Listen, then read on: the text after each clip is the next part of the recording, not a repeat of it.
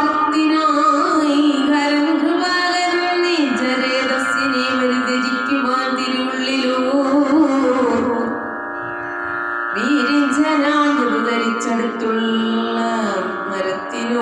ഉരച്ചു സത്വരം ജഗത്തിനൊക്കെയും ഹിതമൊരു കാര്യം ജഗത്പ്രാണവാൻ സപതി ചെയ്യേണം ഹരന്റെ നന്ദൻ വധിക്കും തരകാസുരനെ എന്നുള്ളത് അറിഞ്ഞിട്ടില്ലയോ ഹരം തിരുവടി തരാഹരത്തിങ്കൽ വലിച്ചേച്ചിടും സ്വരേതസിക്കാരം അതീവ വേഗത്തിൽ വനിതാമോ നീലതിനെ അശ്വതം ഭവാനെത്തിക്കേണം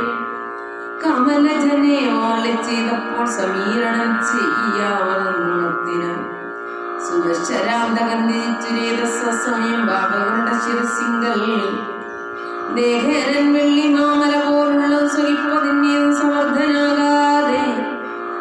ശരപ്പുല്ലേറ്റവും നിറഞ്ഞുള്ള കാട്ടിൽ പരിത്തിരിച്ച് ഒരു ഭ്രമക്കൂടും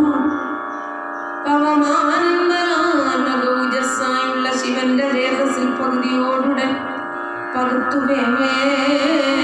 പ്രവേശിപ്പിച്ചു കൃത്തികമാരാറുപേരുടെ അതങ്ങ് ശോണിതത്തോട് സമേതമായി ദ്രുതം അവരുടെ ജാലം പ്രാപിച്ചു ആനലം തന്റെ ശിരസിൽ നിന്ന് ചേർന്നതോ കനകമായിട്ട് ഭവിച്ചിതു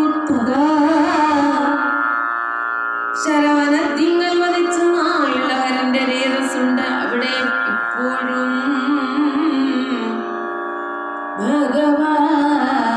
ഭഗവാനെ ശിതികണ്ഠരേതസ ഉദരത്തിൽ ധരിപ്പതിനു ശക്തി കൃത്തികമാക്കിൽ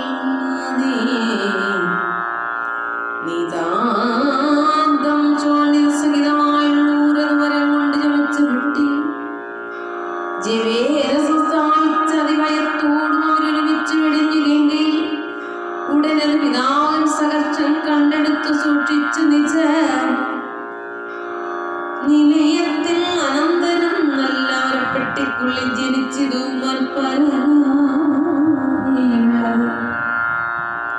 അഴകേ